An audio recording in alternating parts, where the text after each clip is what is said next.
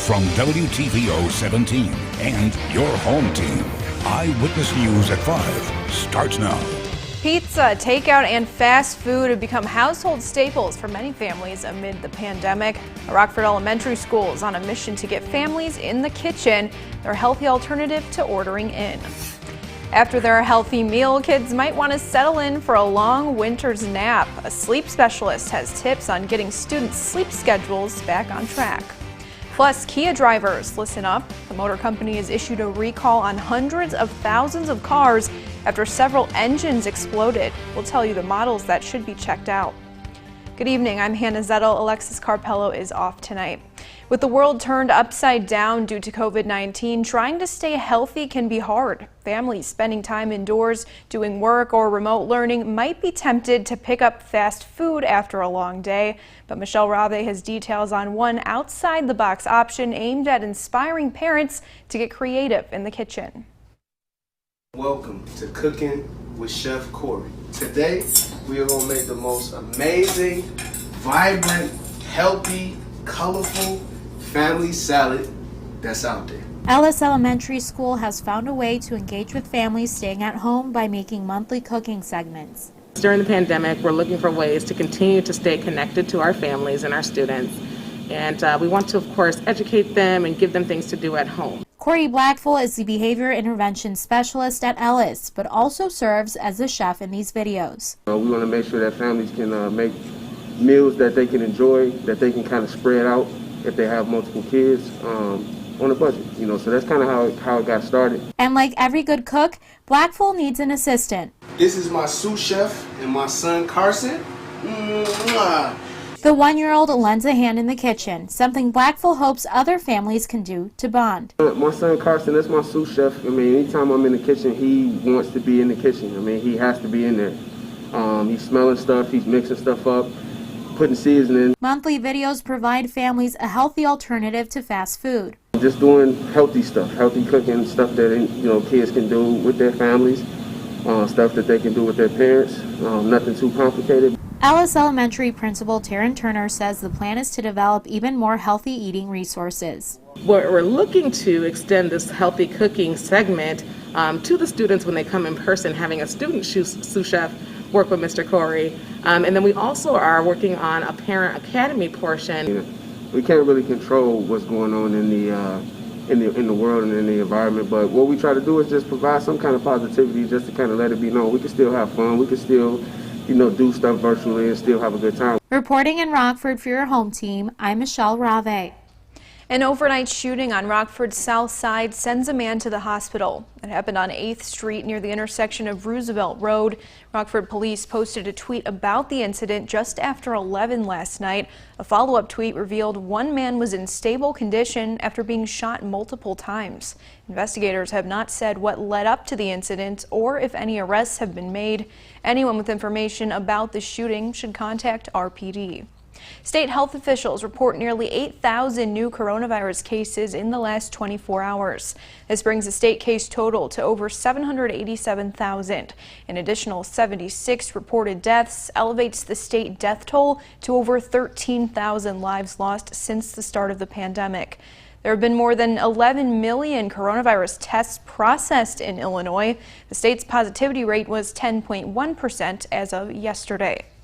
A reminder that coronavirus concerns keep kids in Freeport online another 2 weeks. Students were supposed to return to buildings tomorrow, but administrators extended remote learning through December 18th.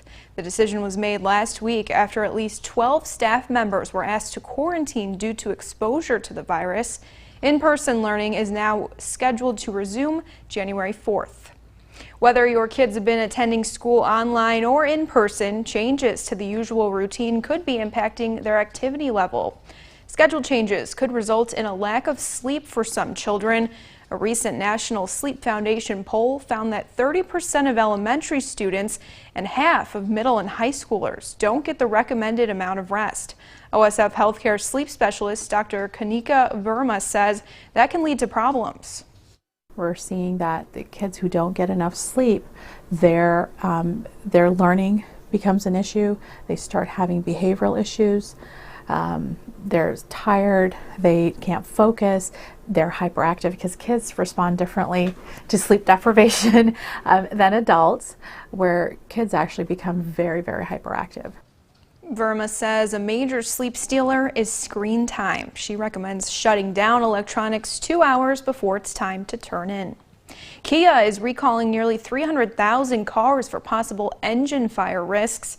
The Korean car maker says the recall includes Sorento, Forte, and Forte Coupe, Optima hybrids, Souls, and Sportage vehicles. Impacted years are different for each model, ranging from 2012 to 2015. The automaker says fires in the engine compartment can happen while driving. Kia dealers will make engine inspections, tests, repairs, and issue replacements as necessary. The company recently agreed to pay a record $210 million civil penalty after failing to recall 1.6 million vehicles for engine issues in a timely fashion. Even though there isn't any snow on the ground, this is the first big weekend at many Wisconsin ski hills. Tyrrell Basin in Dane County opened earlier this week with plenty of COVID restrictions in place. Francisco Almenara has you covered on how the pandemic has already started to shape winter sports this season. While the snow may not yet be natural, people were eager to get out to Tyrrell Basin for the start of the season. Actually, I got out here last night, and took a few laps. It was all right. Conditions weren't as nice as today, but it was something, yeah. Parker Pitts was one of many excited to be back on the slopes this weekend. But Tyrrell Basin General Manager Nathan McGree says the weather wasn't helping setup. This year we're actually kind of behind the ball, at least here at Tyrrell. Last year we were open November 10th, so we're actually opening up a little bit late here. Okay. We always try to get in and open as soon as we can, so that's been a little different for us. Well, they had a little bit of a later start than they were expecting here at Tyrrell Basin. The folks here say that extra time actually helped them prepare better for their new COVID protocols this year. We're requiring masks both inside and out. To keep people safe, and we're trying to social distance everybody. Kind of our running joke is if you're closer than 6 feet together on skis, you got bigger problems than COVID. They even have ski staff monitoring out to make sure people keep their masks on. I definitely feel safer. I was in line and I was going down the run. My mask must have come down. The ski patrol asked me to put it back up, and I thought that was very nice of them to be looking out for me like that. On top of that, they've updated their disinfecting procedure for rental gear with a more thorough cleaning process, all to try and provide some safe fun outside with what could be a long winter ahead. Just getting people outside is so important for mental health, and people have been really cooped up. That was Francisco Almenara reporting. Tyrrell Basin's open on weekends and Tuesdays for now. Masks are always required.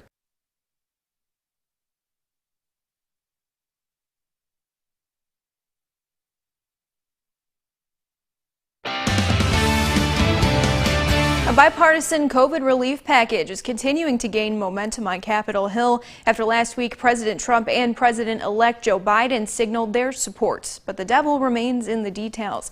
Raquel Martin reports says Democrats and Republicans are still at odds over some key issues. She's keeping you connected to the nation's capital.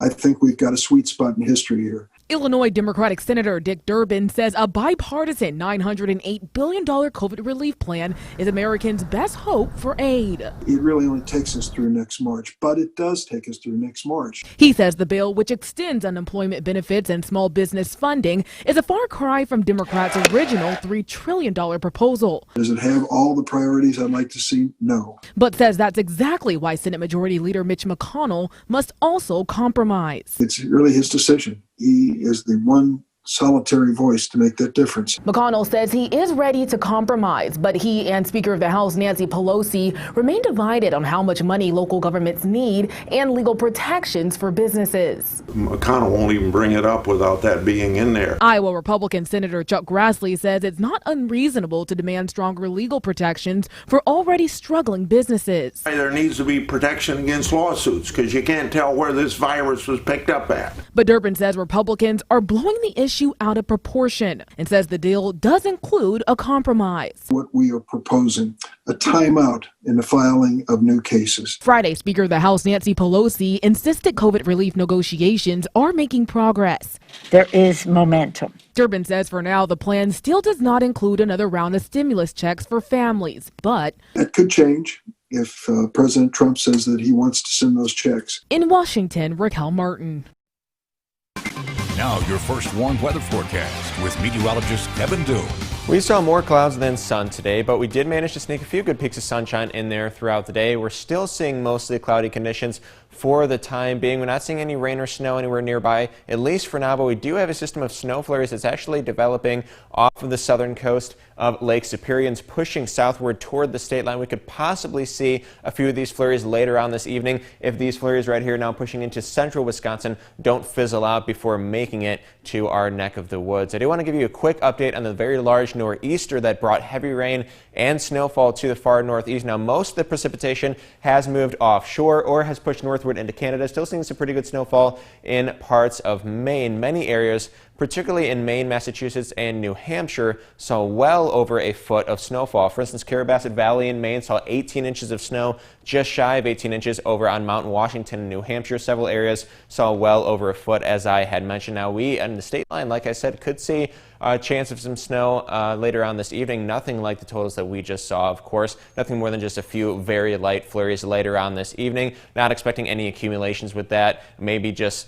some very light dusting on some cooler surfaces, and none should be very long-lived. Otherwise, we're just looking at mostly cloudy skies through the night tonight. By sunrise, that should clear up to partly cloudy skies, and then conditions are going to remain just that through the day. Just some partly cloudy skies through our Monday, resulting in a good mix of clouds and sunshine. Overall, should see more sunshine than cloud cover. In fact, by tomorrow evening, we're going to see even more clearing in our cloud cover. So through the night and into Tuesday, we should see mostly clear skies, resulting in lots of sunshine for our Tuesday. Here's a live look over downtown Beloit. You're just going to see looking over the Rock River, where we are now just about out of daylight. Conditions are very quiet and they're cooling down, that's for sure. Current temperatures, or I should say highs today, did reach the lower 40s in a few spots. The rest of the area was stuck in the 30s. 42 was the high today in Rockford. This is warmer than where we should be for this time of year, which is in the mid-30s. In fact, of the past 23 days here in Rockford, only 2 of them failed to exceed the normal daily high, and this warmer pattern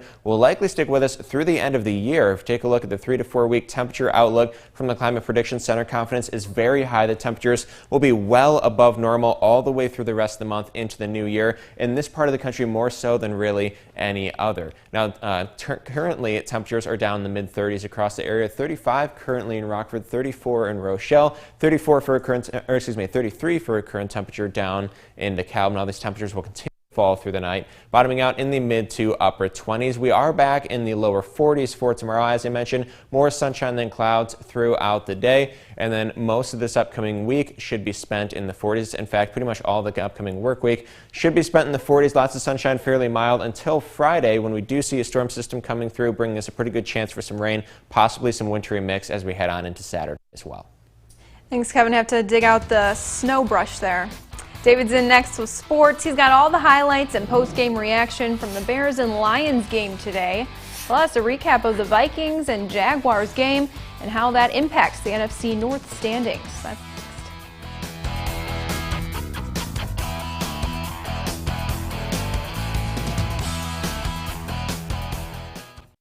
Now, the Napleton Sports Desk with David Greenberg. The Bears were looking to snap a 5-game losing streak at home today against the Detroit Lions. Matt Nagy, a little fist pump right there, celebrating a missed field goal. And they had reason to celebrate during the first half. Right before the break, Trubisky hands off to David Montgomery. Makes a nice cut back and powers his way in for the score. That puts the Bears up 23-13. Start of the fourth, Bears going hurry up. Trubisky on the bootleg, dumps it to his rookie tight end out of Notre Dame, Cole Kmet, who makes his way in for the score. Bears up 30-20. So the Bears are up 10 points with 2 minutes left, but never count out Matthew Stafford. He launches for the end zone to Marvin Jones, who comes down with the score to bring the Lions to within 3. Next possession for the Bears. Just need a couple of first downs to ice the game. Trubisky drops back, holding on to it. It's ripped out, fumbled, and recovered by the Lions inside the Bears' 10. So, of course, the Lions are able to score. They take the 34-30 lead with just over a minute and a half left. So now, final possession for the Bears, 4th and 1. Bill Lazar, Matt Nagy, whoever was calling plays goes for the draw. Did he get enough? Sticks come out? And he did not. The Lions take over on downs, and the Bears have now dropped their 6th straight, the first time they've lost 6 in a row since 2002. There's stories in life, man, and we got to just understand where this is at, and there's not a lot of words that can be said. We have to do it with our actions, and so the guys are, we're all obviously disappointed, and that's a tough one. That was my goal today, to go out there, play efficient, and try to be mistake-free, and we had one at the end that hurt us. Packers and Eagles battling it out up in Lambeau. Pack just took the 20-3 lead. I'll have full highlights and post-game coming up later tonight. James Robinson and the Jags were in Minnesota today taking on the Vikings. This was another wild game. Go to the 4th quarter. Kirk Cousins hands it to Dalvin Cook at the 2. It's misplaced and fumbled, recovered by Jacksonville. Next drive, Jaguars backed up. Mike Glennon, pressure. He takes a safety, so the Vikings have the 21-16 lead. 24-16 now. Jaguars working it down the field at the 1. James Robinson fights his way in for the touchdown. They get the 2-point, and we're headed to overtime. Jaguars get the ball to start. There's our guy, James Robinson. Mike Glennon gets the snap looking long, overshoots his receiver, and it's picked off. The Vikings took it the rest of the way and kicked a game-winning field goal. Robinson finished with 1 touchdown and 78 rushing yards on 18 carries and had 6 catches for 30 yards. Jags fall to 1-11. Vikings improve to 6-7.